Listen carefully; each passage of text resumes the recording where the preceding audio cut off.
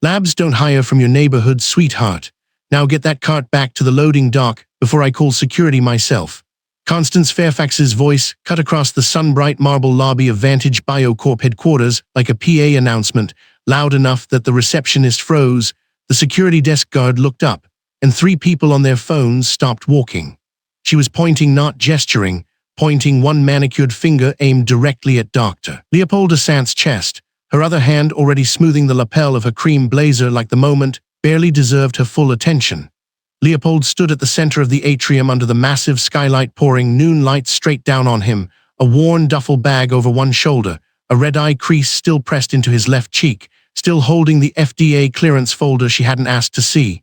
He didn't move. He didn't speak.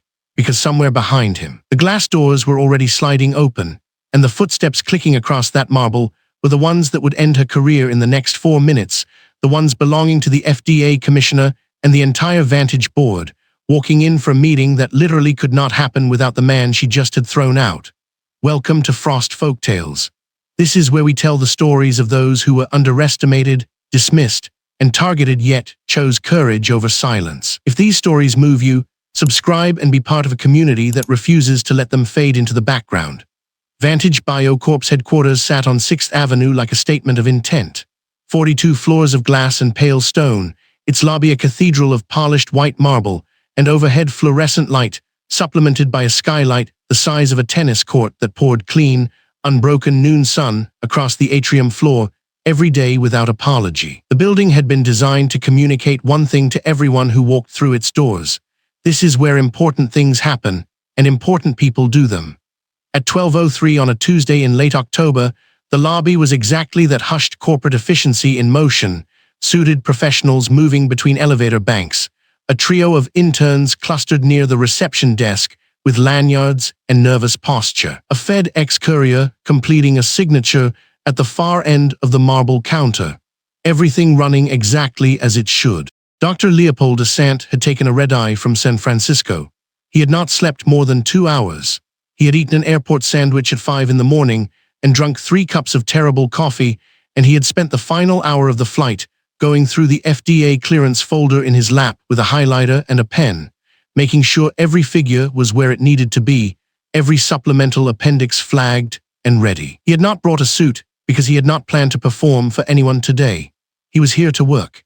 He wore a blue short-sleeve linen shirt over dark chinos, clean leather shoes, and he carried a worn canvas duffel bag on his left shoulder that had traveled with him to 3 continents and survived 7 years of laboratory fieldwork. He looked exactly like what he was, a man coming off a long flight who had somewhere important to be and no patience for delay. He pushed through the glass doors into the lobby at 12:03 and felt the cool air hit his face, and he took one breath and let his eyes do a quick practice sweep of the space. Reception desk straight ahead, elevator bank to the left, security station to the right, a guard named Derek Holloway at his post behind a curved black counter, eyes moving professionally across the atrium. The lobby was bright and busy, and Leopold had been in 100 rooms like this one. He had always been the only person in them who looked like him.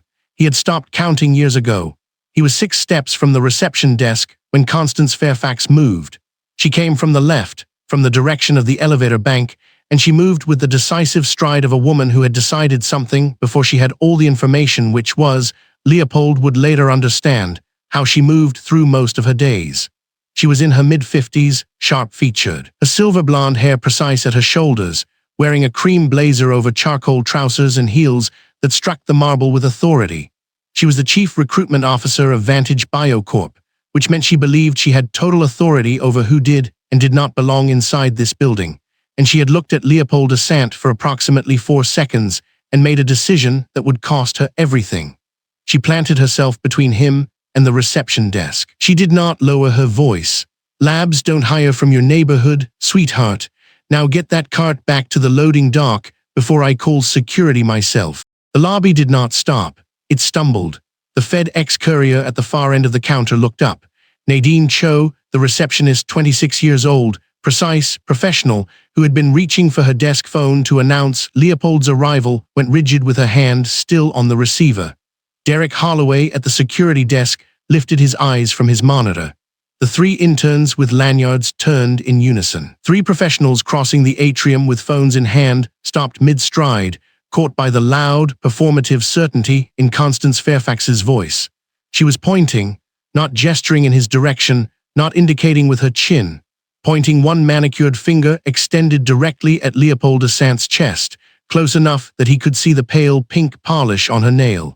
Her other hand was already smoothing her lapel. The casual half-attention of someone swatting at something beneath their notice. Leopold looked at her finger. He looked at her face. He did not move. There was no cart. There had never been a cart. There was a worn duffel bag on his shoulder and an FDA clearance folder in his right hand with the federal seal visible on the cover and his name printed in 12-point type across the top.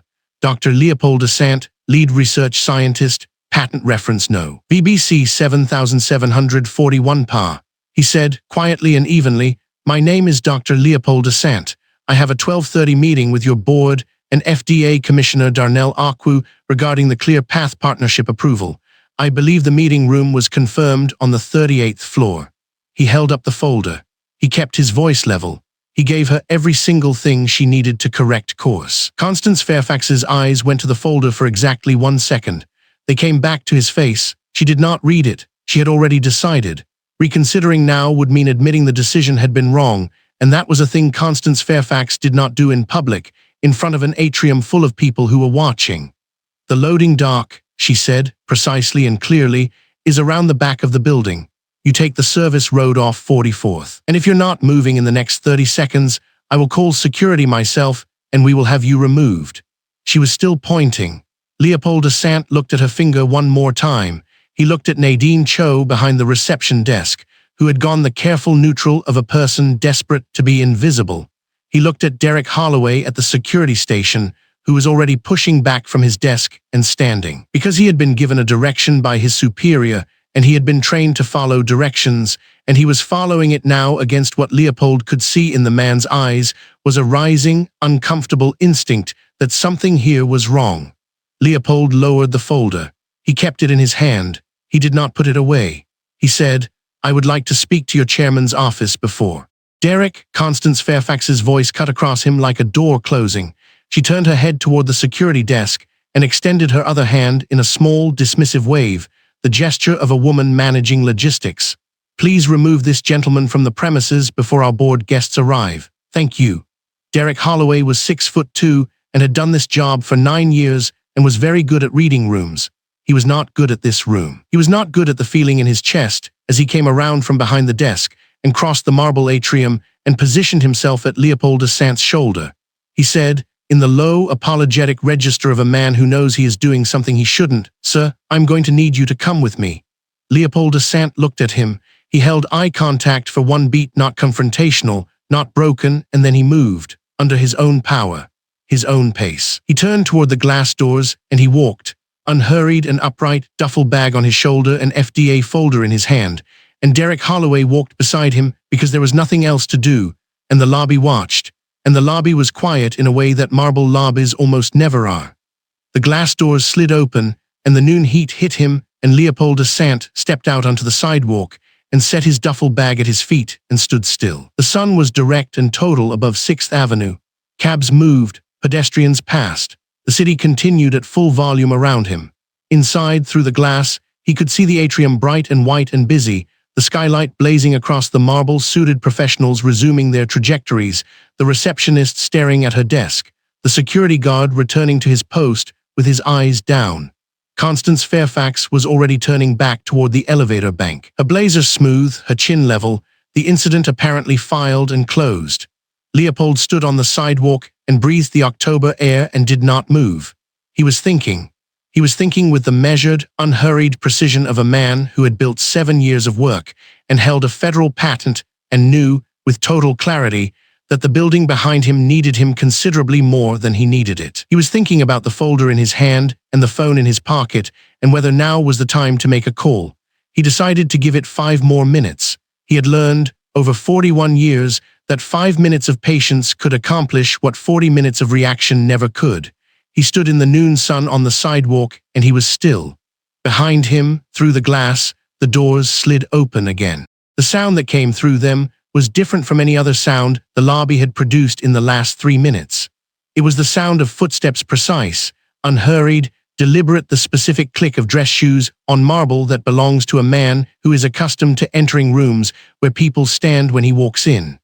Behind those footsteps came the lower murmur of a group, the controlled shuffle of several people moving together, and then the softer sweep of the lobby's ambient sound, shifting the way it shifts when something significant has entered the space. Inside, Constance Fairfax had just pressed the elevator call button. She heard the doors. She turned. FDA Commissioner Darnell Akwu was 63 years old and wore a dark blue suit over a white shirt and a burgundy tie. And he walked into the lobby of Vantage BioCorp the way federal officials walk into rooms when they are representing the full weight of the United States government, which is to say he walked in as if the building were temporary and the work were not.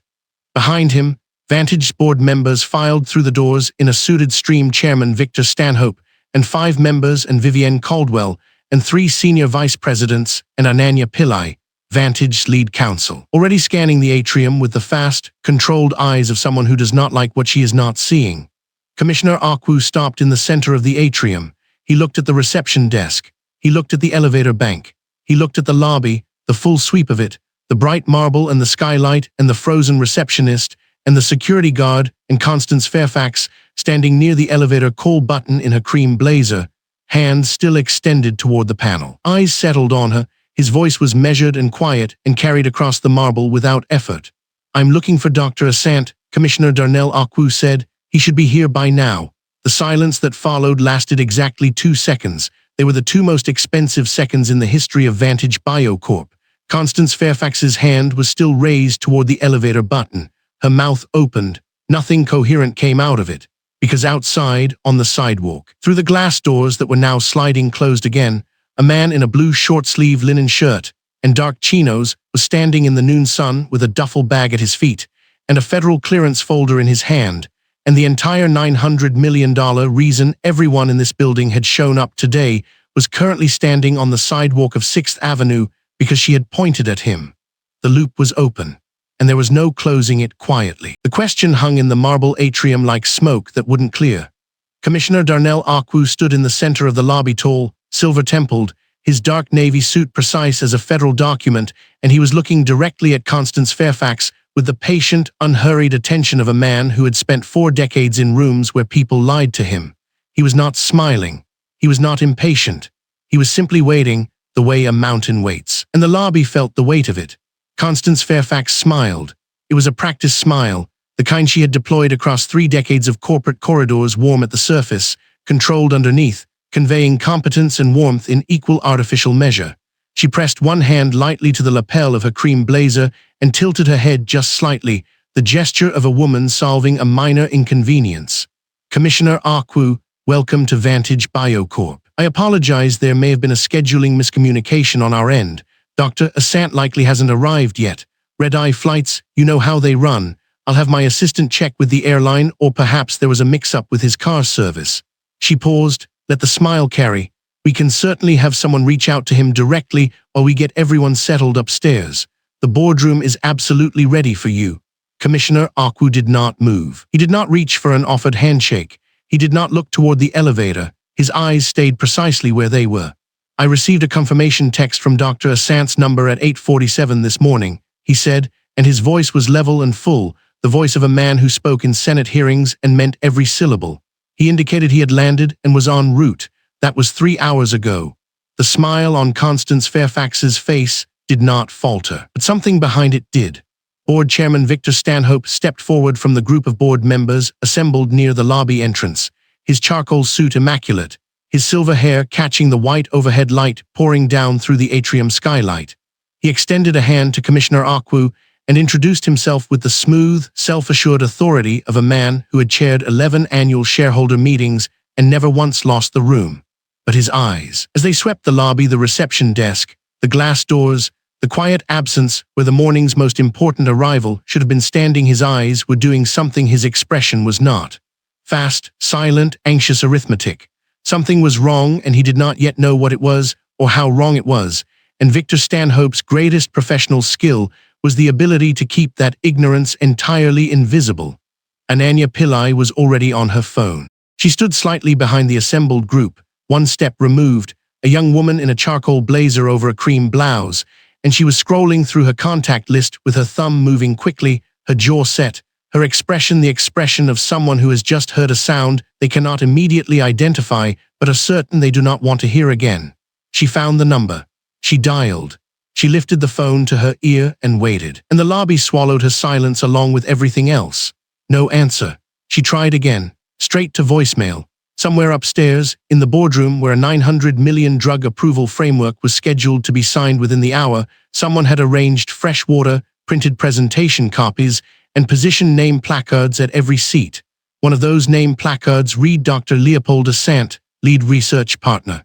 It was sitting there right now in the quiet, in the natural flood of light coming through the floor-ceiling boardroom windows, waiting for the man whose name was on it. That man was outside, but the lobby did not know that yet. Not fully, not officially. Only Nadine Cho at the reception desk knew the complete shape of it, and Nadine Cho had not spoken since Commissioner Akwu had walked through the glass doors. Here is what the lobby did not know. Dr. Leopold Asante was born in Accra, Ghana, on a Tuesday morning in 1984, to a woman named Abina, who was 23 years old and already formidable, already someone who treated exhaustion as a negotiating position rather than a limit. When Leopold was 4, Abina Asante gathered her 2 sons Leopold and Jonah, who was 2, and moved to the South Bronx with a nursing credential and the absolute conviction that whatever America offered her children, they would exceed it. She worked double hospital shifts for 11 years. She never missed a parent-teacher conference. She learned the name of every teacher, every librarian, every administrator at the schools her boys attended, and she made certain each of those people knew that her sons were being watched over, that their progress was being tracked, that nothing and no one was incidental to their development. Leopold Asante grew up watching his mother hold other people's lives, steady monitoring drips, reading charts, adjusting dosages, catching the errors that could spiral into tragedies. He grew up knowing that medicine was not abstract. It was a small child in a hospital bed at 3 in the morning. It was his mother's hands and the margin between enough and not enough. At 16, a high school guidance counselor told him that laboratory science was extremely competitive and that he might want to explore vocational training instead. Leopold Asante had nodded politely, thanked the man, gone directly to the school library, and checked out every biochemistry text available. He applied to 7 universities. He received scholarships from 4. He completed his undergraduate degree in 3.5 years. He completed his PhD in biochemistry from Johns Hopkins at 29, with a dissertation on pediatric drug absorption that 3 faculty members later described as, in their combined professional opinion, the most original work they had evaluated in the prior decade. He did not celebrate with a ceremony. He was already in the lab. 7 years of research followed. Independent, rigorous, often underfunded, sustained by a federal grant that covered roughly 60% of his operating costs and by Leopold Asante's own savings covering the rest. He taught part-time. He consulted. He slept in the hours the data did not need him. The focus of his work was pediatric drug delivery, specifically the inadequacy of existing pharmaceutical compounds when administered to children in the lowest income treatment settings, where dosing equipment was older. Pharmacy oversight was thinner, and the margin for error was narrowest and most punishing. He had not chosen this area of research from a textbook. He had chosen it from a phone call. His younger brother Jonah Asante had become a pediatric nurse in the same South Bronx clinic where their mother had worked weekend shifts when the boys were young. Jonah was not a researcher. Jonah was a practitioner, someone who held small hands and spoke quietly to frightened parents and calibrated dosages at 2 a.m. with equipment that had been donated in 2009. Jonah had called Leopold one evening, and Leopold had been in the lab, and the call was brief. And at the end of it, Jonah had said the name of a 7-year-old boy who had not survived a dosing complication that a better compound, better calibrated for pediatric physiology, might have prevented. Leopold Asante had set down the phone. He had looked at the data array on his screen, and he had turned back to the work with a resolution that did not waver again. 3 years ago, he filed a patent on a novel pediatric drug delivery compound, a formula that addressed the precise absorption and dosing variables that existing pharmaceutical giants had spent over a decade and approximately $2 billion in aggregate research costs attempting to solve without success. The patent was granted. It was airtight. It was his. Vantage BioCorp had sent a representative within 6 weeks of the patent filing. Dr. Leopold Asante had listened, asked 7 specific questions, declined the initial terms, and counterproposed a licensing framework that required his name on every bottle, guaranteed his ongoing research oversight, and included a commitment to distribution pricing that prioritized access in underserved pediatric care settings. Vantage BioCorp had negotiated. He had held his position on 4 of 5 points. The resulting framework was fair. It was documented. It was the foundation of the 900 million meeting scheduled for today. He had approached the FDA directly. Commissioner Darnell Akwu had reviewed the research personally. The preliminary approval had come through 2 months ago on a Thursday night, and Jonah Asante had been the first person Leopold called, and Jonah had said, his voice cracking slightly, "Leo, you actually did it. You actually did it. All of this, every year of it. Every grant application and dosing calculation, and patent filing and counterproposal was documented in the FDA clearance folder that Dr. Leopold Asante had been carrying under his arm when he walked into the marble lobby of Vantage BioCorp headquarters that morning, in his blue short-sleeve linen shirt over dark chinos, 3 hours ago. Constance Fairfax had never read a single page of it. Ananya Pillai lowered her phone. She stood with it at her side for a moment, and she was very still, the kind of still that is not peace, but its opposite, the stillness of a mind running at full speed behind a motionless face. She had worked for Vantage BioCorp's legal team for 6 years. She had drafted sections of the partnership framework herself. She had reviewed Dr. Leopold Asante's patent documentation 3 times. She knew his face from the photo on the Johns Hopkins faculty profile page, and from the FDA partnership briefing document she had assembled into a binder that was sitting, right now, on the boardroom table upstairs. She turned. She walked to the reception desk, past the cluster of board members making careful small talk with Commissioner Akwu, past Constance Fairfax, who was still managing the situation with her practiced composure. And she stopped in front of Nadine Cho. She leaned slightly forward, lowered her voice to a frequency that would not carry across the marble. "Did someone come in earlier today?" she said. "Black man, duffel bag, about 40, blue shirt." Nadine Cho's face answered before she opened her mouth. It was a specific kind of answer, not surprise, not confusion, but the expression of someone who had been holding something they had not been asked to carry and were now being asked to set it down. Her eyes went briefly to the glass doors, her lips pressed together. She gave one slow nod. Ananya Pillai closed her eyes for exactly 1 second. She opened them. She asked, very quietly, "What happened?"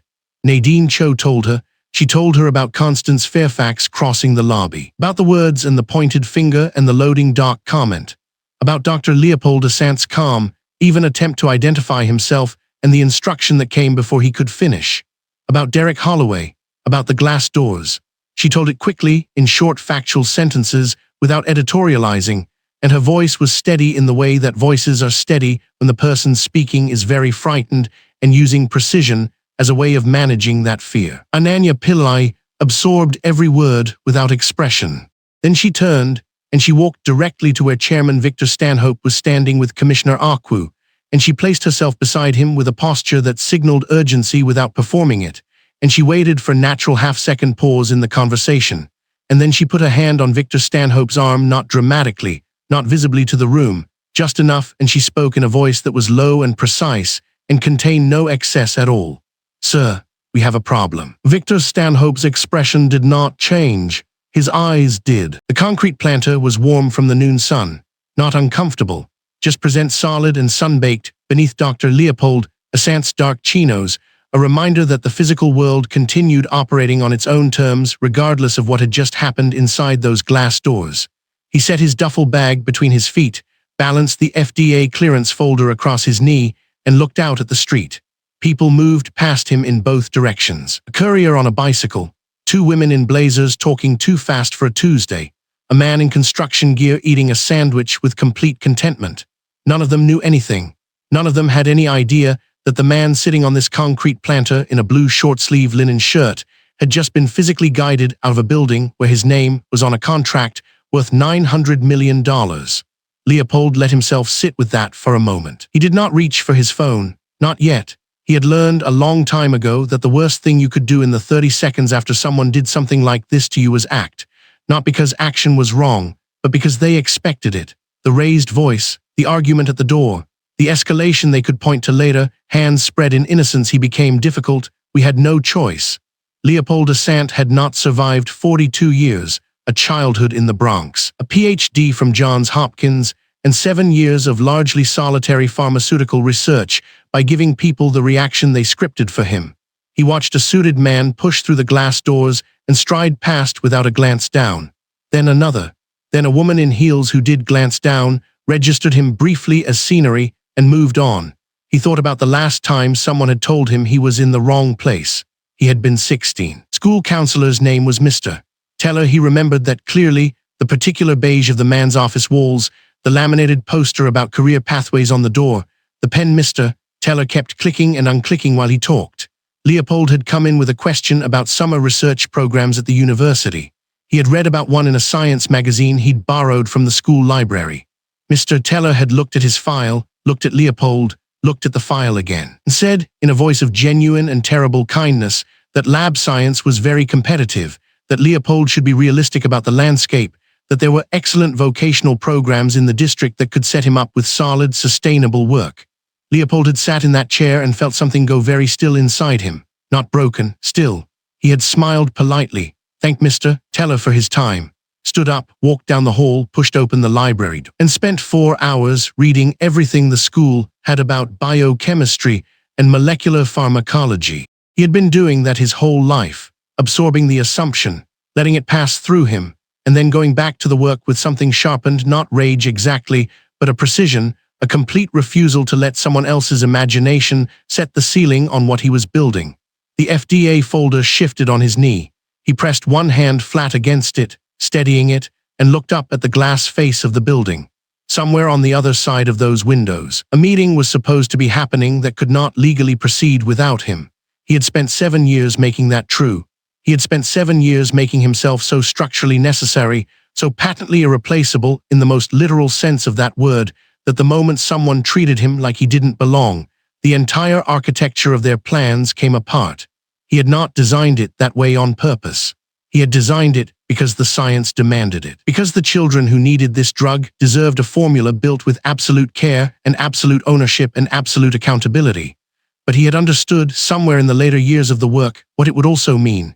He thought about Jonah, 2 months ago. Late on a Wednesday night, his apartment in Baltimore, the lab data spread across his kitchen table, his phone face down until it buzzed twice and then again.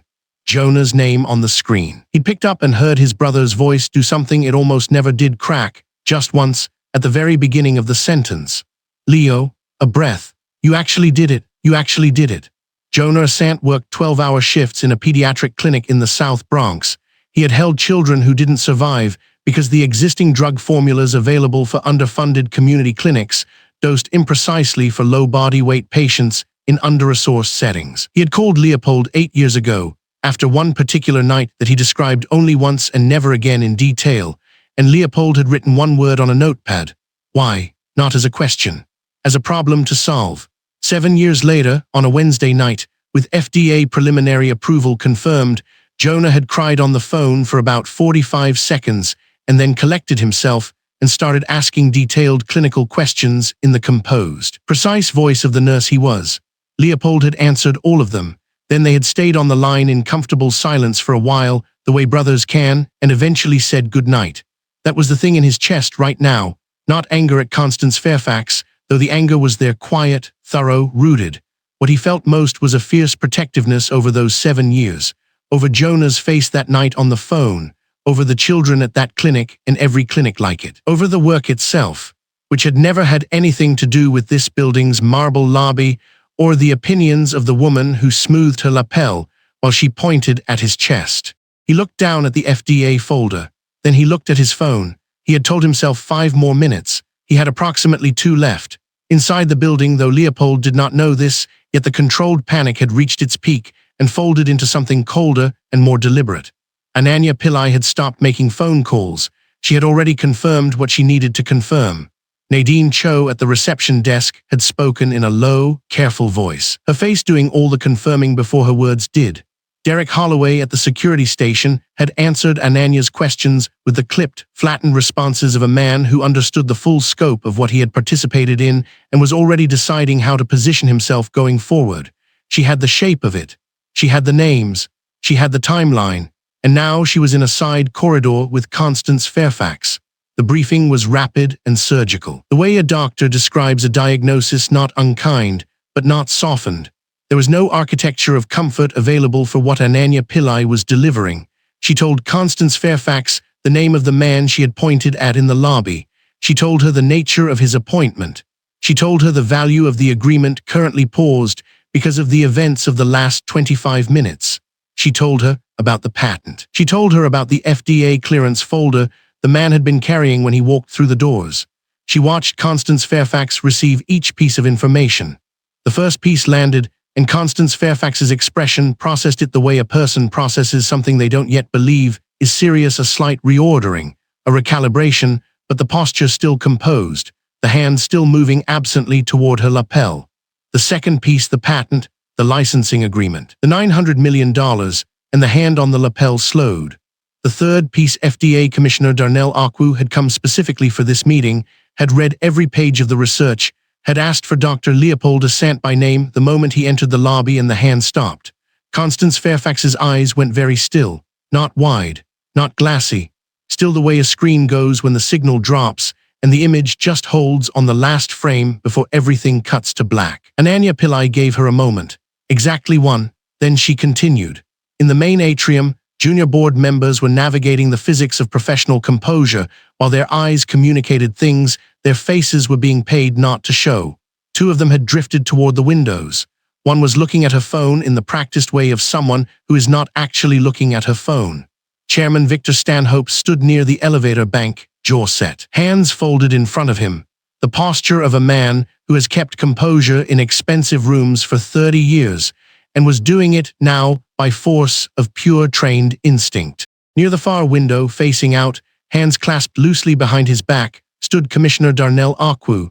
He had not moved in several minutes. From where he stood, through the floor-to-ceiling glass, he had a clean line of sight to the sidewalk. He could see the concrete planter. He could see the duffel bag on the ground. He could see the man in the blue short-sleeve linen shirt, sitting with a folder balanced across his knee, not moving, not on his phone, not visibly distressed, just present and still, in the full noon light, with the particular composure that Commissioner Akwu recognized immediately because he had cultivated the same thing himself over 40 years of being the black man in rooms that had not originally imagined him there. He watched the sidewalk. He said nothing. He had said nothing since asking about Dr. Asante's whereabouts. He had not asked a second time. He did not need to. The lobby's behavior in the 90 seconds after his question had answered everything: the freeze in Ananya Pillai's expression, the controlled movement of board members, the particular quality of Victor Stanhope's greeting, too deliberate, too warm, filling space.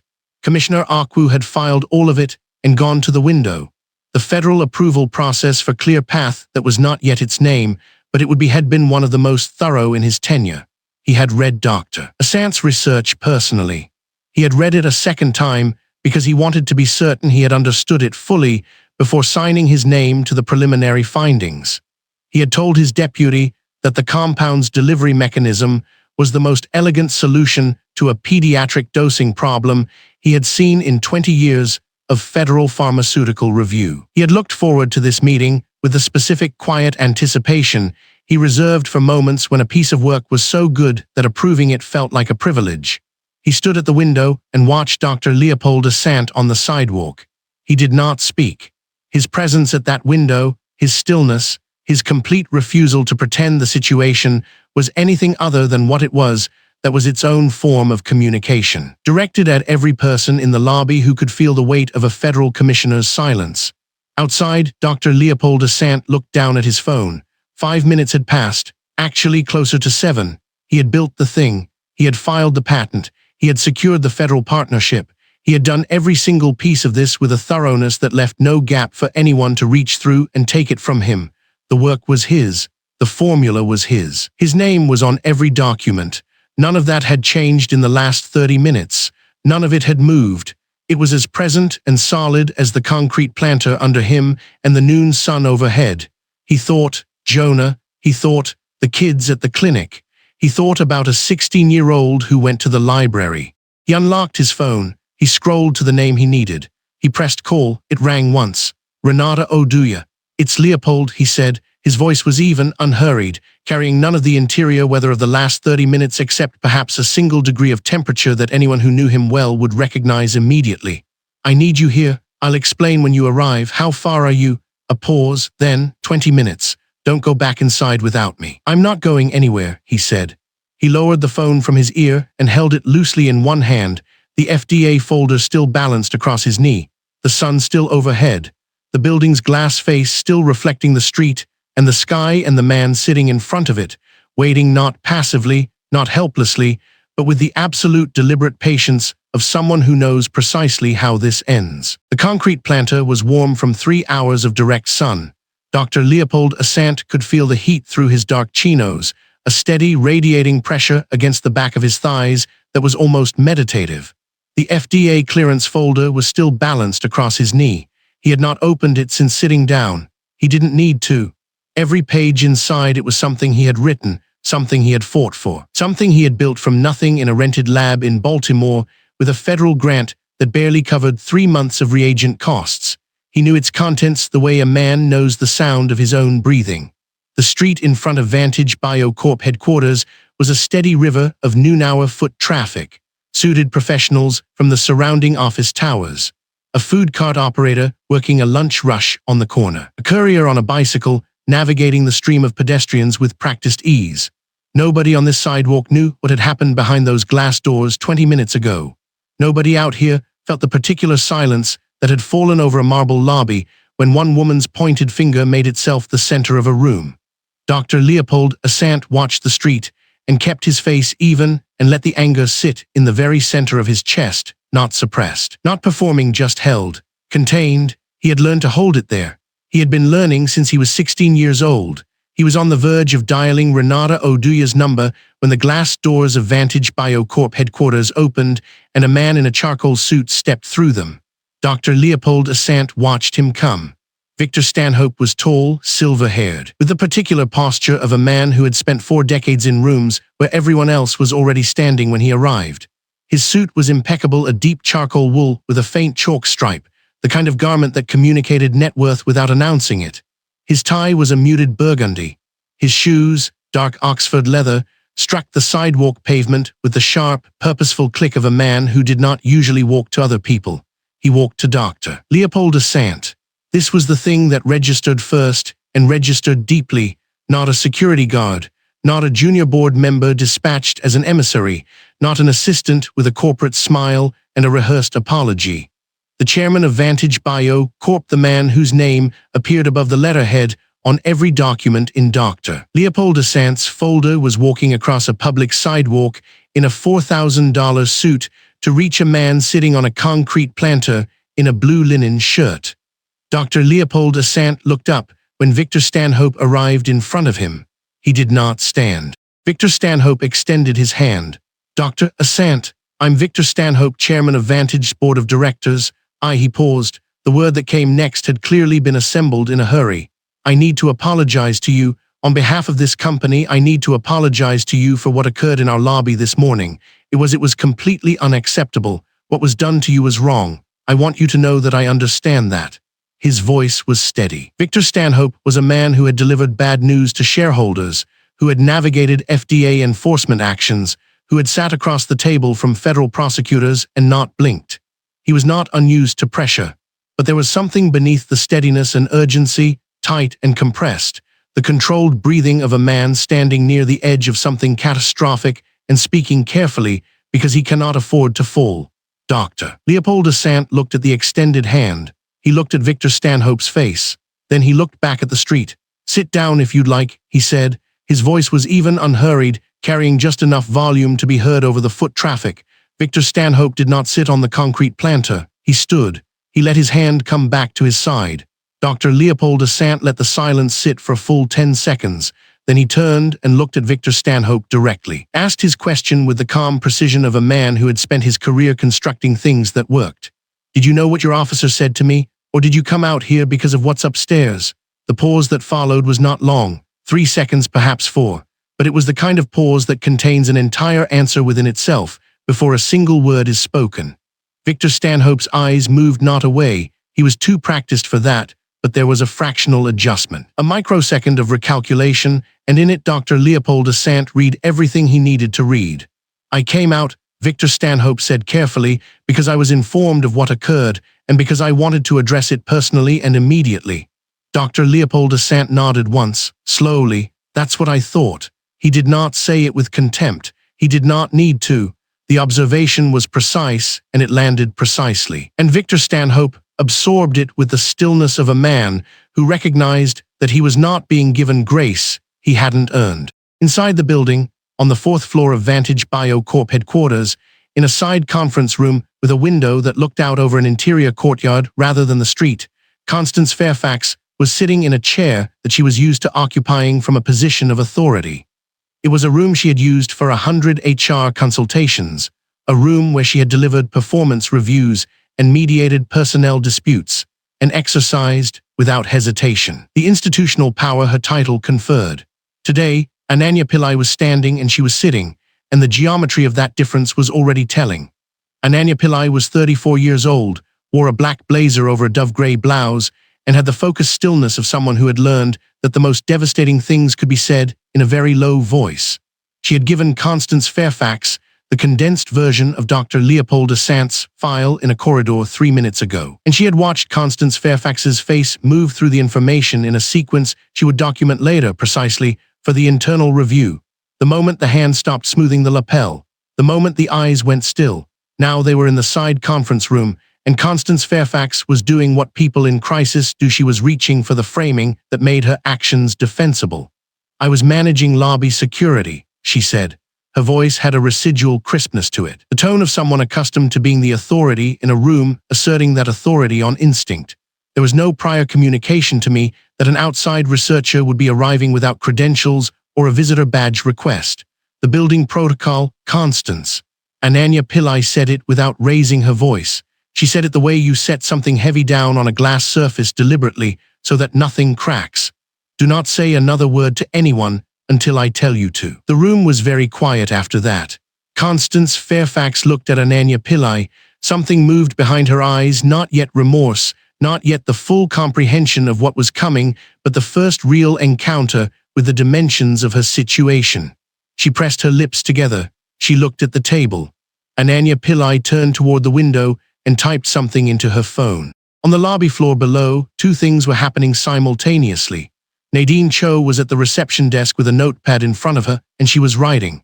Nobody had asked her to write. She had reached for the notepad on her own, pulled a ballpoint pen from the cup beside her monitor, and begun, in her careful, precise handwriting, to set down everything she had witnessed that morning in the sequence it had occurred. The exact words, the finger pointing, the instruction to security. The way Dr. Leopold Asante had tried, calmly, to explain himself, and the way that explanation had been cut off before it finished. She was writing it all down because some part of her had understood, the moment Commissioner Darnell Akwu walked through those glass doors asking for Dr. Asante, that what she had witnessed would eventually be asked about, and she intended to tell it correctly. Derek Holloway was at the security desk. He was not looking at his monitor. He was not reviewing the camera feeds or responding to the email from building facilities that had been sitting in his inbox since 10 o'clock. He was looking at his hands on the desk in front of him.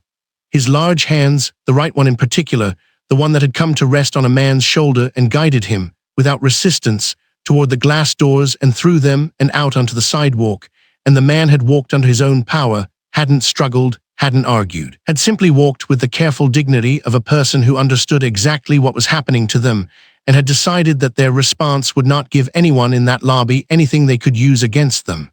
Derek Holloway had been a security guard for 11 years. He had escorted people from premises before, disruptive people, threatening people, people who were under the influence and needed to be removed for their own safety or the safety of others. He sat very still at his desk, and he thought about the difference between those moments and this one, and the difference had a weight to it that his hands did not know how to hold. On the sidewalk, the conversation between Dr. Leopold Asante and Victor Stanhope had moved through a silence that was working harder than either man's words. Victor Stanhope had tried once more a fuller version of the apology, with specific acknowledgement of the racial dimension. Structured in the careful language of a man who had spoken to his legal team in the last 15 minutes over a very fast phone call, Dr. Leopold Asante listened without interrupting. He let the apology reach its conclusion. Then he looked at the FDA folder balanced on his knee. 20 minutes away, Renata Oduya was in the back of a car, her rolling briefcase secured beside her, her phone open to the partnership term sheet she and Dr. Leopold Asante had reviewed together 2 weeks ago. She was making notes in the margin. The notes were not small. Dr. Leopold Asante stood up. He did it without haste, straightening to his full height, the duffel bag coming up in his right hand. He was not a physically imposing man in the theatrical sense. He was lean, medium-built, with the contained stillness of someone whose weight lived in his mind rather than his frame. But standing on that sidewalk in the full overhead light of a noon sun, looking at Victor Stanhope without performance or deference or any of the dozen small social adjustments that people in his position were expected to make in order to put people in Victor Stanhope's position at ease, he occupied the space with absolute completeness. "I appreciate you coming outside," Dr. Leopold Asante said. "I want to be clear that I'm aware of what this meeting means to your board today. I'm also aware of what my presence here means to this process and what my absence would mean." He paused, not for effect, because the next words needed to be precise. "I'm not interested in making anyone's morning more difficult than it has to be, but I'm also not walking back into that lobby on the same terms I arrived on." Victor Stanhope was very still. "Get Commissioner Akwu," Dr. Leopold Asante said. "I'll speak to both of you out here first." It was not a request.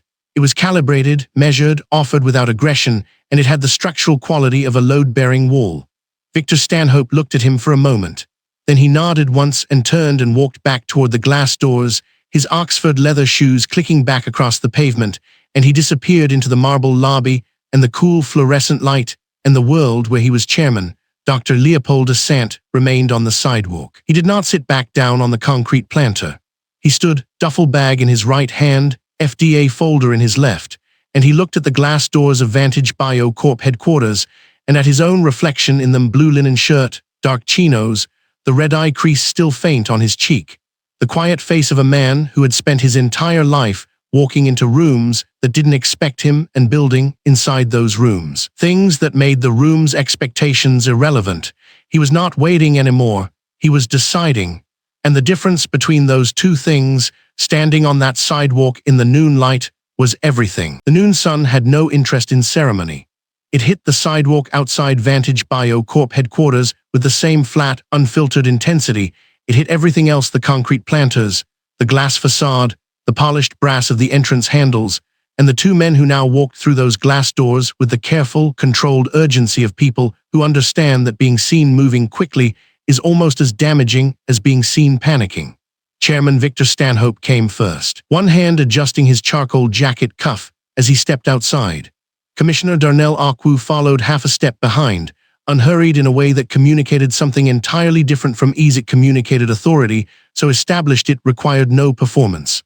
Dr. Leopold Asante watched them come. He was still standing where Victor Stanhope had left him 2 minutes before, upright now, duffel bag at his feet, FDA clearance folder held at his side, his blue short-sleeve linen shirt catching the full overhead light. He had not moved toward the building. He had not moved toward the street. He had planted himself on that square of sidewalk like a man who had decided exactly where he intended to be, and the two men crossing toward him understood, in the particular way powerful men understand things they would prefer not to, that this was no longer a location. Dr. Leopold Asante had been placed. It was a location he had chosen. Commissioner Darnell Akwu reached him first. He was in his 60s, broad-shouldered, in a charcoal suit that matched neither Victor Stanhope's desperation nor the afternoon's heat.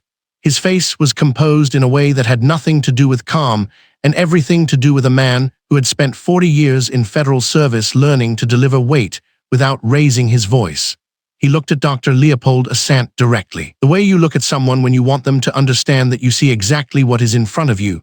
"Dr. Asante." His voice was low, even, with a resonance that carried on open air without effort. "I've read every page of your research. The absorption modeling in Chapter 7 alone represents a decade of thinking compressed into 19 pages. He paused, and the pause was deliberate. I apologize that you are standing on this sidewalk. It was not the apology Victor Stanhope had offered. Victor Stanhope's apology had the shape of a man reaching for a fire extinguisher. This was different. It came from a register that acknowledged not just the morning's incident, but the full weight of what the morning's incident meant. What it meant that a man who had done what Dr. Leopold Asante had done still arrived at a building and was pointed toward the loading dock. Commissioner Akwu was not apologizing on behalf of Vantage BioCorp. He was apologizing on behalf of something larger, and they both knew it. Dr. Leopold Asante looked at him for a moment. Then he nodded, once, with the gravity the acknowledgement deserved. "Thank you, Commissioner," he said. "That means something." Victor Stanhope opened his mouth, and then a car pulled up. It was a dark blue sedan, and it had barely rolled to a full stop before the passenger door swung open with the practiced efficiency of someone who had been moving fast for the last 25 minutes and saw no reason to stop now.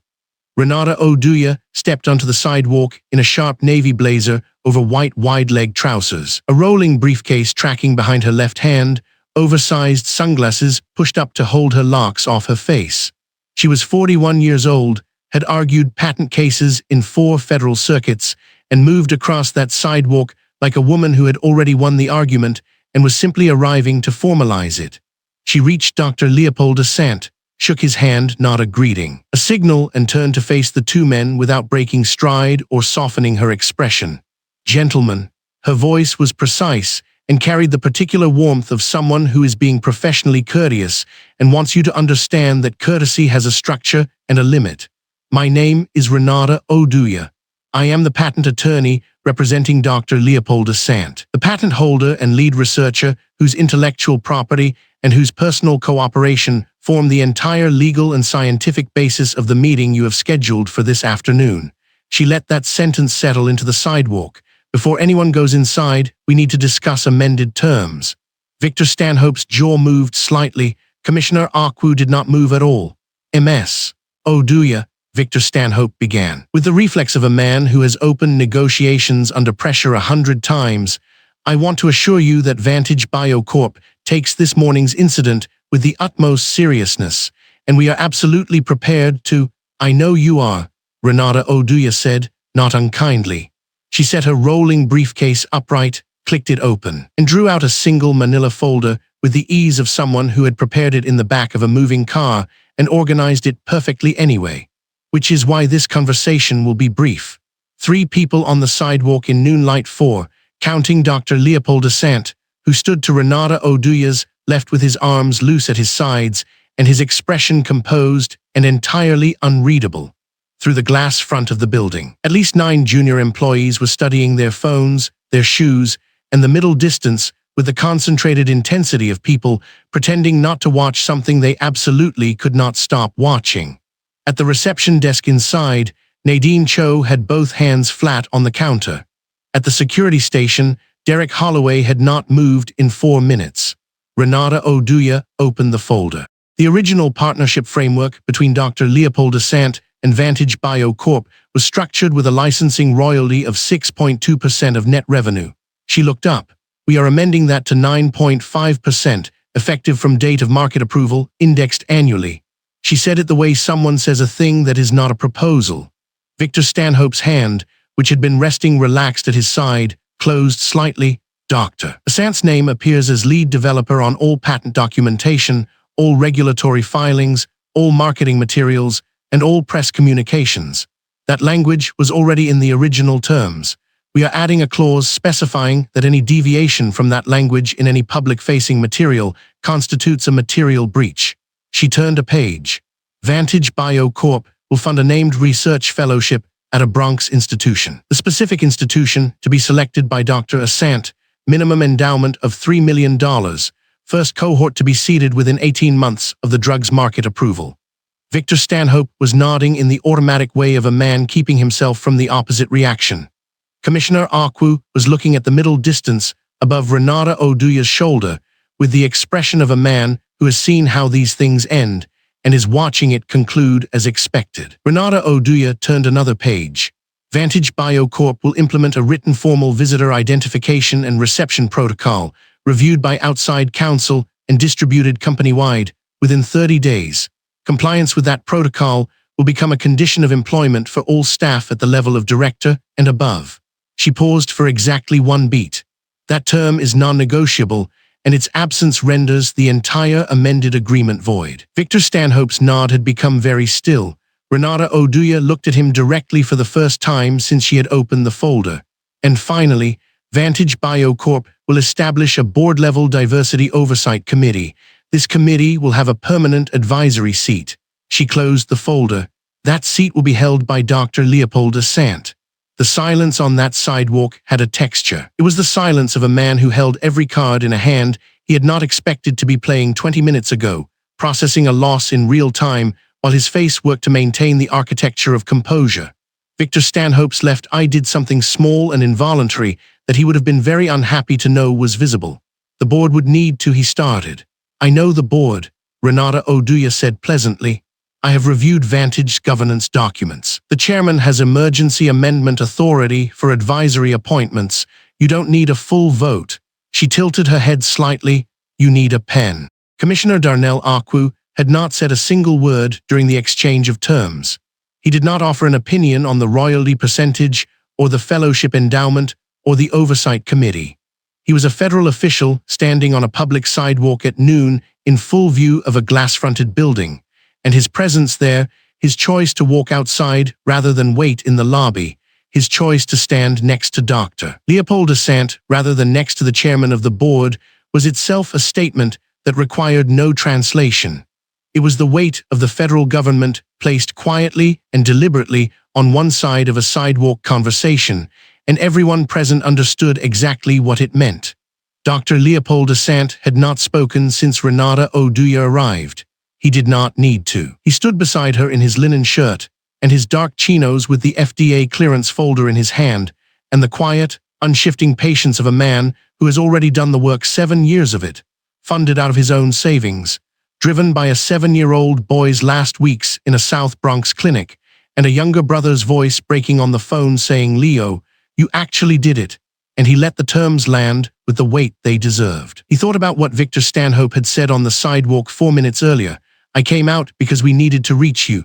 He thought about the pause before those words, the pause that answered his question more honestly than the words themselves. He did not carry bitterness about that pause. He carried it the way he carried everything acknowledged, catalogued, redirected. The terms Renata Oduya had just laid out were not revenge.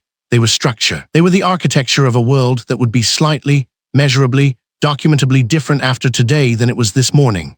The fellowship would seat researchers who looked like him, who came from where he came from, who would not spend 7 years wondering if the door to the building was actually meant for them. The Oversight Committee would create a mechanism for accountability that outlasted today's embarrassment and next quarter's earnings call. The Visitor Identification Protocol would mean that the next person who walked into a lobby carrying something that couldn't be seen from across a marble atrium would be asked their name before they were asked to leave. That was worth more than the royalty percentage. Victor Stanhope's eye had twitched at the royalty percentage.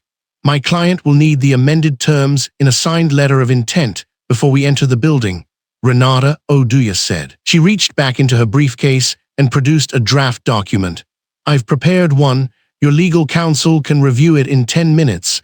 Ananya Pillai is thorough, she'll move fast. Victor Stanhope took the document with both hands. Commissioner Akwu finally turned to look at Dr. Leopold Asante, and there was something in his expression that was close to satisfaction, not happiness exactly, not pleasure at someone else's discomfort, but the particular quiet of a man watching something that was wrong being made, in this specific moment, measurably less wrong. Shall we? He said, simply. Dr. Leopold Asante reached down and picked up his duffel bag. He settled it on his shoulder. He looked at the glass doors of Vantage BioCorp headquarters, the same doors he had been walked through an hour ago, the security guard's hand on his shoulder, the same brass handles, the same marble visible through the glass, the same skylight pouring white light across the floor inside.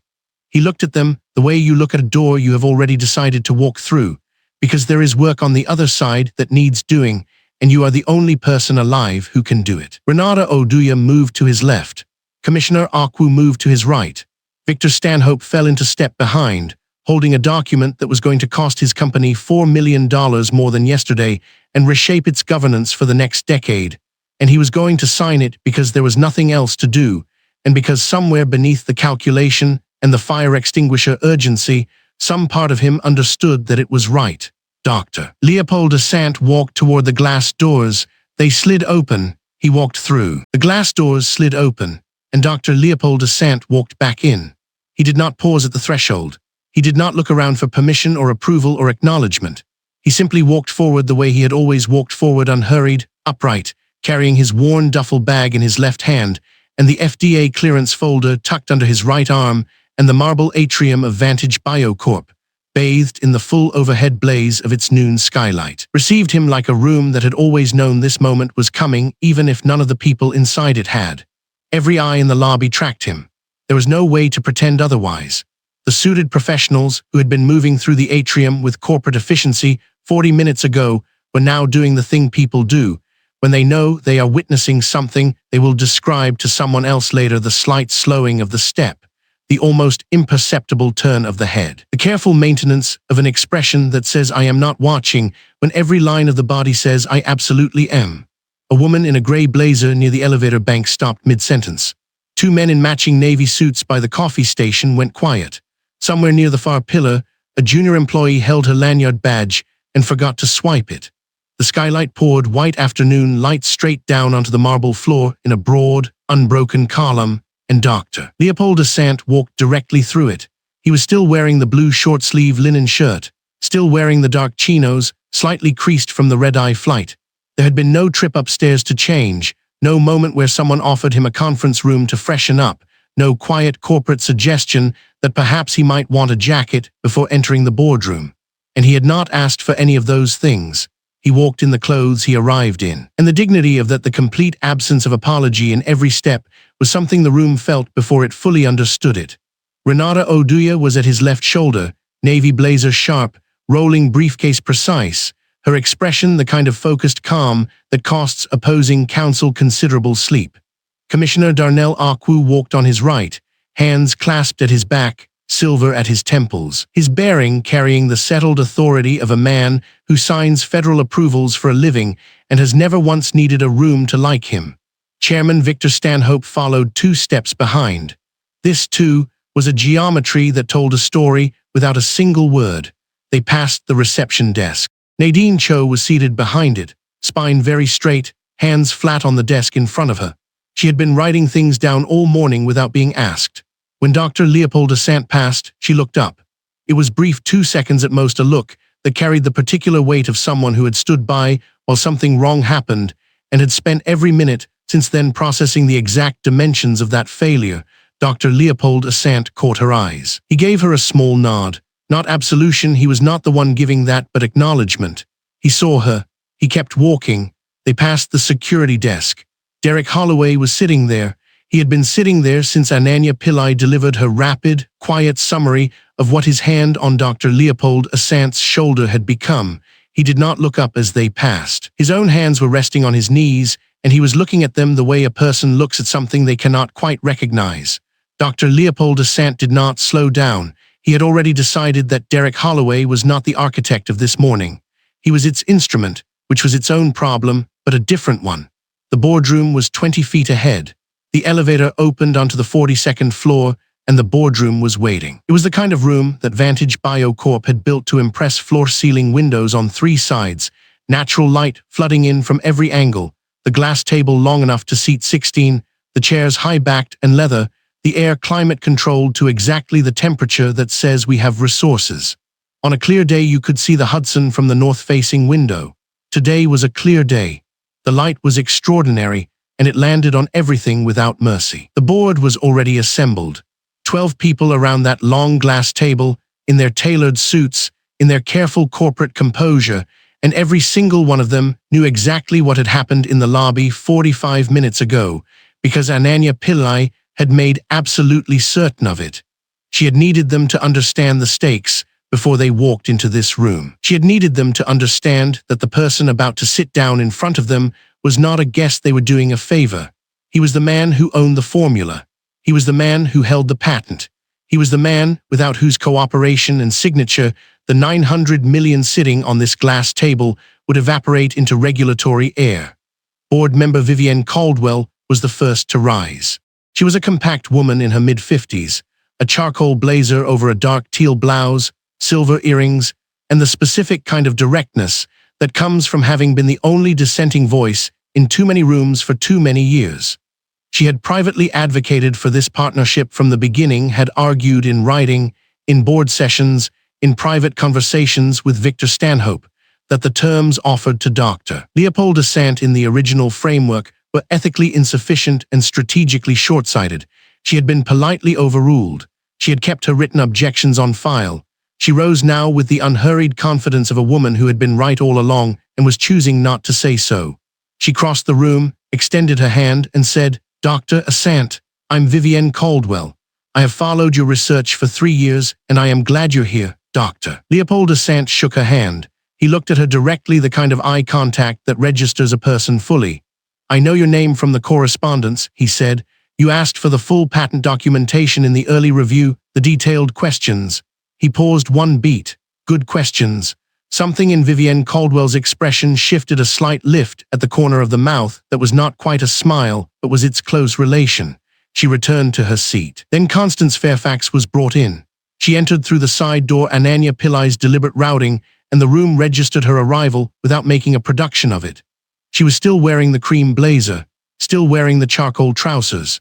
She was immaculate in a way that had cost her something to maintain, and the maintaining of it was itself a kind of signal she had not allowed herself to visibly collapse, and the effort that required was written in the careful stillness of her face. She took the seat at the far end of the table, to the left, where Ananya Pillai had placed a nameplate that was both professional and precise in its distance from the center of the room.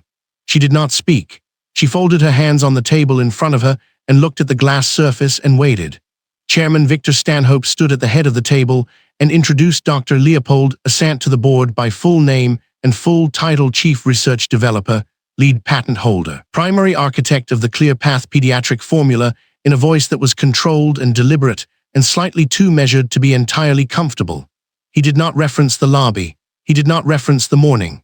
He introduced Dr. Leopold Asante the way you introduce someone when you are trying to begin from where you should have begun hours ago.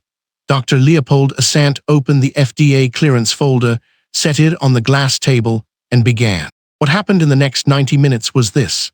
A man who had spent 7 years in relative solitude in labs and grant offices and patent hearings and Bronx clinic hallways stood in the center of a room designed to intimidate and rendered it completely irrelevant. He did not use slides immediately. He started with his hands and his voice, and what he described first was the problem: the dosing inadequacy in existing pediatric drug delivery mechanisms, the absorption variability by weight and age cohort, the gap between adult pharmaceutical modeling and pediatric biological reality that had cost children in under-resourced communities disproportionately, because those were the communities with the least access to the monitoring and adjustment protocols that could catch dosing errors before they became crises. He spoke about this without performance. He spoke about it the way a person speaks about something they have carried for a long time, with a specificity that comes only from years of proximity to a real and urgent problem. Then Commissioner Darnell Akwu spoke.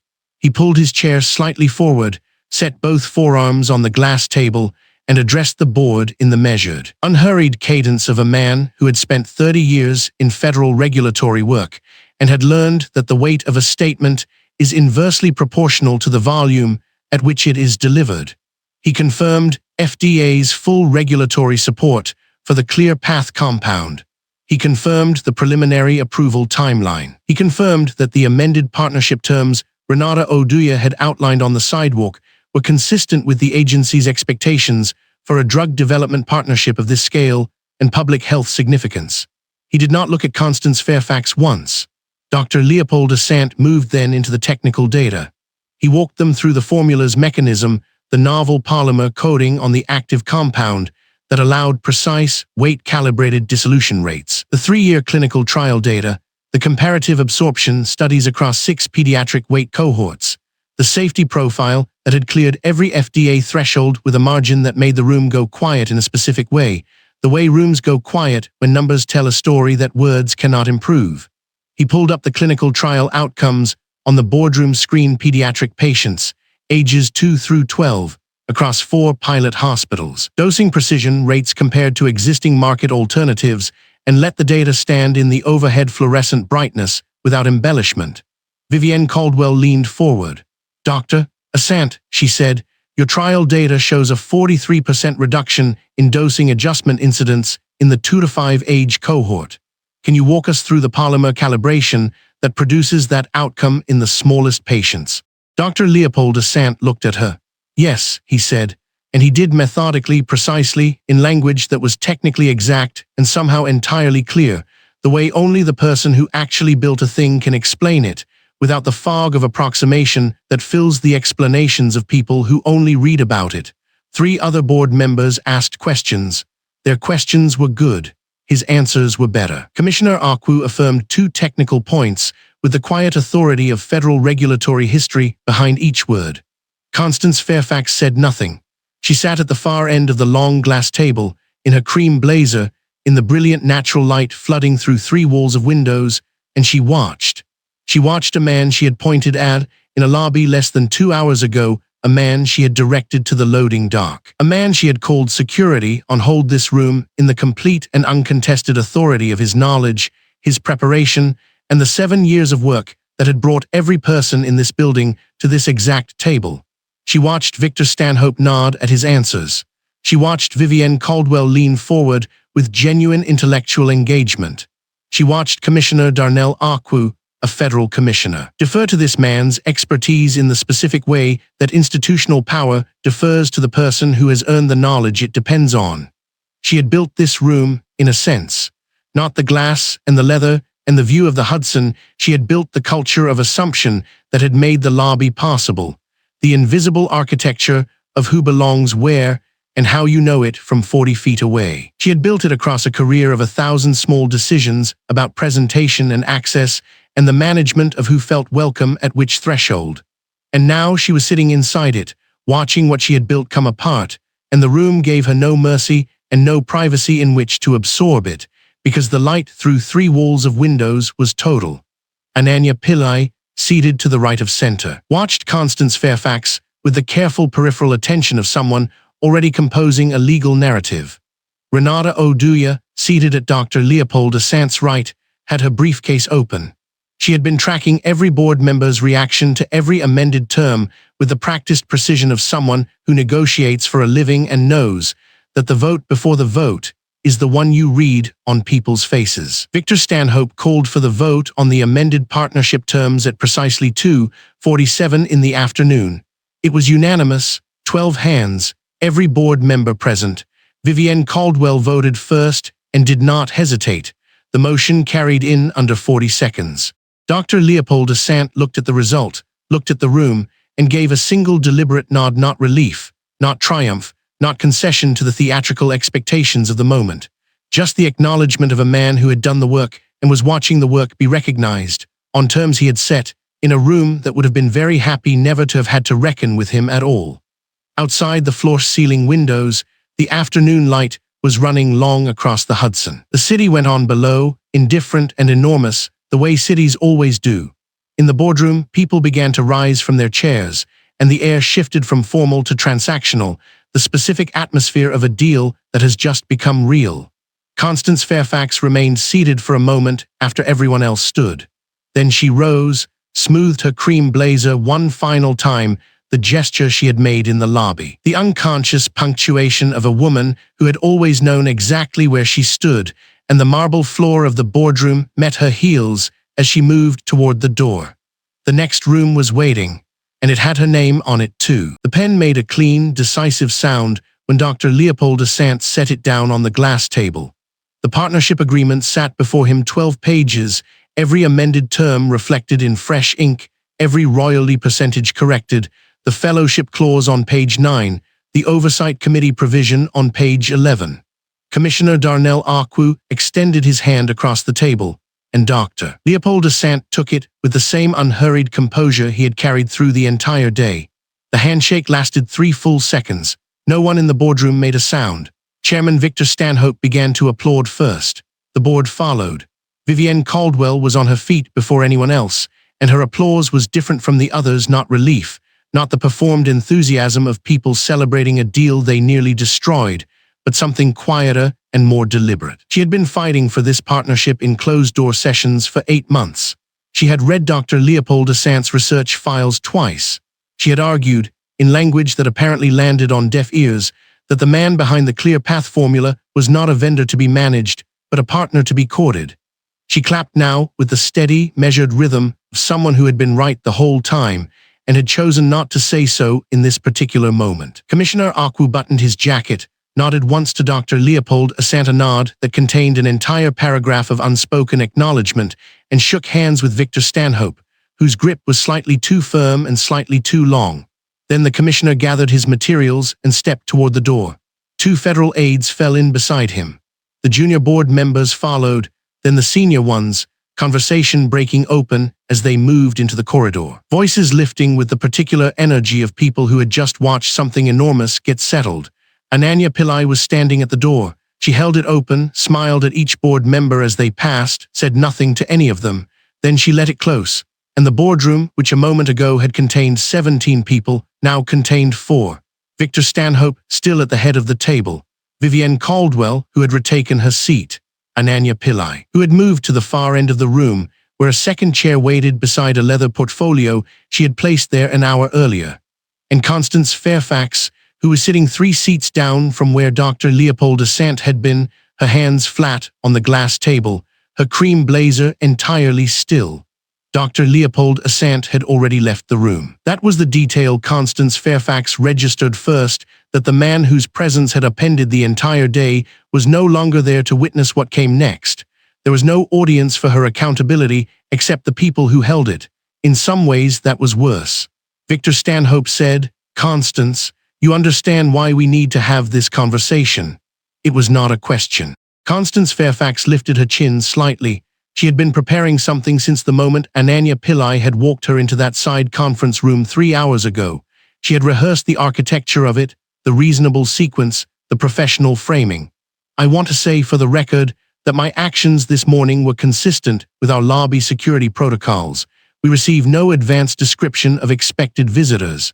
I had no way of..." Constance. Ananya Pillai's voice was not loud. It did not need to be. She opened the leather portfolio and removed a single sheet. Dr. Asante approached the reception desk at 11:47 a.m. According to Nadine Cho's written account submitted to my office at 2:15 this afternoon, he stated his name, spelled it, and said, and I am quoting directly, "I have an 11 o'clock with the board and FDA Commissioner Akwu regarding the Clear Path partnership." Nadine Cho was in the process of pulling up the appointment calendar when you crossed the lobby and spoke to him directly. The overhead light in the boardroom was bright and white, pouring down from recessed panels that ran the length of the ceiling, and the afternoon sun came through the floor-ceiling windows on the south wall in long rectangular panels across the glass table. There was nowhere dim to sit. Every face was fully lit. Constance Fairfax's was among them. "I was not aware that Nadine had pulled the calendar," Constance Fairfax said. "She hadn't finished," Ananya Pillai said, "because you were already speaking to him before she could confirm. But the point isn't whether the calendar was open, Constance. The point is that Dr. Asante announced his identity and his appointment before you said a single word to him. He was not an anonymous person who had wandered in from the street. He had identified himself at the desk." Ananya Pillai placed the sheet down and removed a second one. Derek Holloway's written account confirms the same sequence. He was at his station when Dr. Asante arrived. He states that Dr. Asante was, in his words, calm, professional, and carrying a folder marked FDA. Derek's account also notes that you directed him to remove Dr. Asante before Dr. Asante had finished speaking. Constance Fairfax's hand moved slightly on the table, then stopped. Vivienne Caldwell had been watching her from across the room with an expression that was not anger and not contempt. It was something more exhausting than either, the look of someone who had expected exactly this and found no satisfaction in being right. She leaned forward slightly and asked her question in the same measured tone she used for everything, the tone that made junior board members feel gently but permanently corrected. "Constance, I want to ask you something, and I'd like you to think before you answer. Would you have pointed at a man who arrived in a suit?" The boardroom was completely silent. Not the silence of people waiting for an answer. The silence of people who already had it. Constance Fairfax's mouth opened. Nothing came out that constituted a sentence. Her jaw closed again. Her eyes moved to the table's surface, then to the window, then to a fixed point in the middle distance that offered no assistance whatsoever. The silence stretched for 5 seconds, then 8, then 10, and with every second it became less a pause and more a verdict. Ananya Pillai did not rush it. She let the silence do its work, then continued with the same quiet precision. The lobby security footage has been reviewed by our compliance team. It confirms every element of both written accounts. It also documents the precise words you used, which include a reference to Dr. Asante's neighborhood, a reference to the loading dock, and a phrase before our board guests arrive, which was spoken in his presence, and which establishes that you were aware an important meeting was imminent and still chose to remove him. That is not a gray area. That is a documented, witnessed, recorded public act of racial discrimination against the company's primary research partner. She placed both sheets into a neat stack. At minimum 7 Vantage employees witnessed some portion of the incident. Those employees talked to each other. They have already talked to each other. We have a formal record before this day ends regardless of what this room decides. Victor Stanhope had not moved since he sat down. His hands were folded on the table.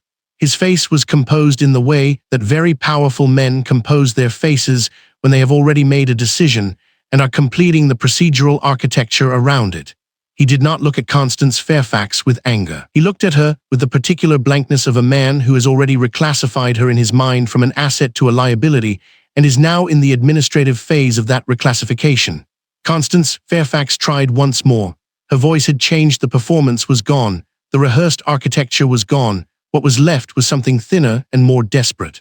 I have been with this company for 11 years. My division has processed 412 hires. My track record is not in dispute, Victor Stanhope said. Your 11 years are not what we are discussing. We are discussing this morning. He unfolded his hands. The board met briefly while the partnership presentation was in progress. The decision was reached before the vote on the amended terms. I want you to hear it directly. He paused, not for effect, for precision. Your employment with Vantage BioCorp is terminated, effective immediately. A severance package has been prepared. It is contingent on 2 things: a signed non-disparagement agreement covering all parties involved in today's incident, and your full cooperation with the independent diversity audit that Ananya's office is commissioning, which will review hiring and visitor management practices across the entire company. Both documents will be ready within the hour. Constance Fairfax stared at him. There will also be a written public apology distributed to all company staff, Ananya Pillai said.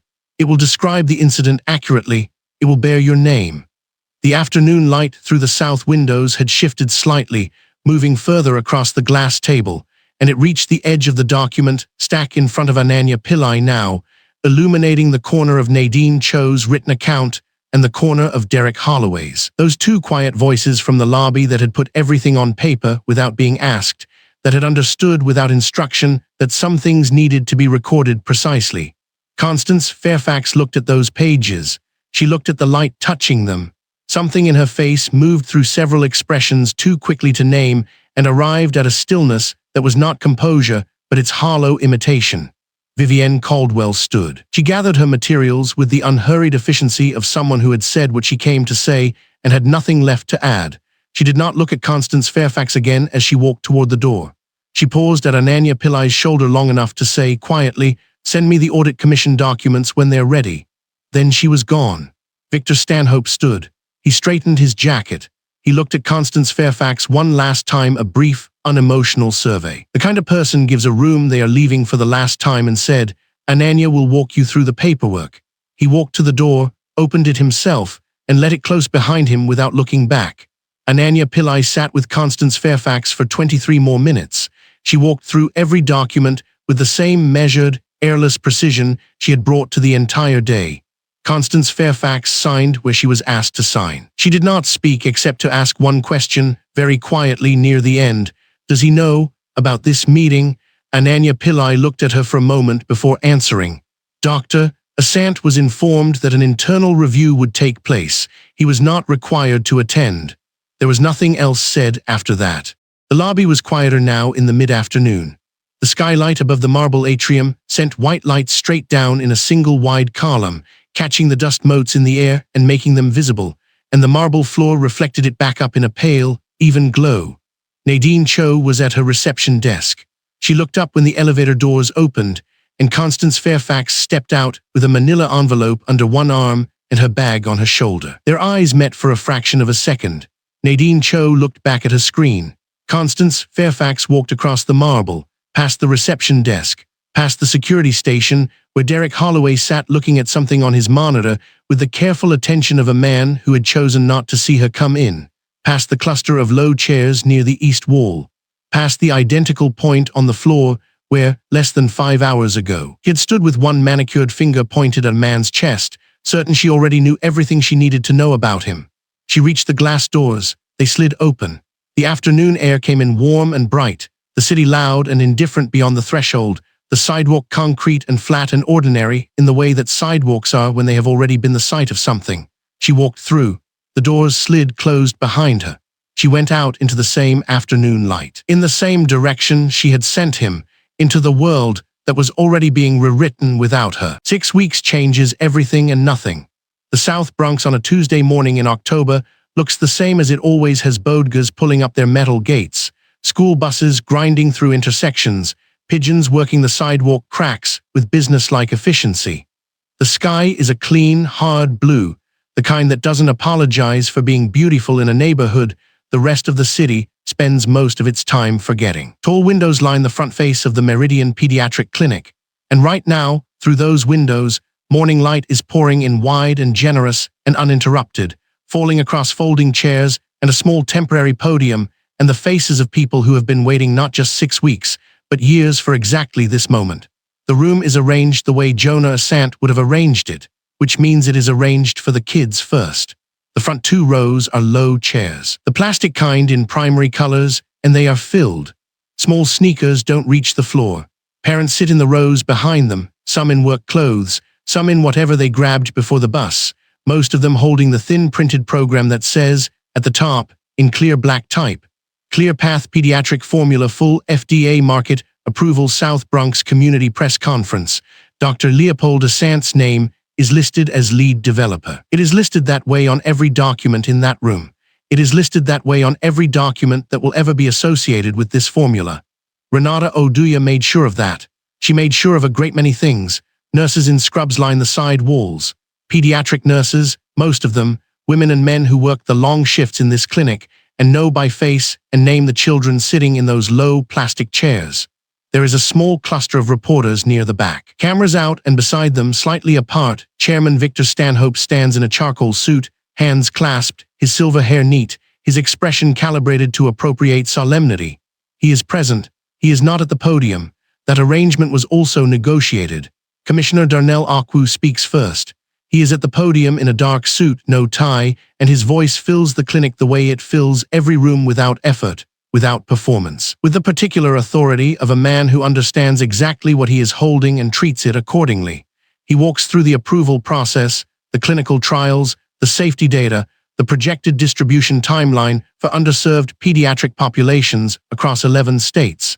He speaks about what it means when a drug gets to the families who needed it first and were reached last. He does not use the word historic loosely. When he uses it this morning, it lands with weight. He steps back. He does not introduce Dr. Leopold Asante with a long credential list. He simply turns to him and says, "Dr. Asante." Leopold walks to the podium in a deep burgundy short-sleeve shirt over dark trousers. No suit, no adjustment to what Vantage BioCorp headquarters or a federal press conference or any room full of cameras might expect him to look like. He sets both hands on the edges of the podium and looks out at the room and takes one breath. He does not talk about the deal. He does not talk about the boardroom or the lobby or the marble floor or any of it. He talks about a boy named Marcus, 7 years old, a patient at this exact clinic 8 years ago who came in with a bacterial infection that was entirely treatable, who received a dosage calibrated for an adult body in a smaller quantity because that was what the existing formula allowed, who did not go home. Jonah Asante is in the 4th row in his scrubs, and when Leopold says Marcus's name, Jonah's jaw tightens once and then releases. He knew Marcus. He has known many of them.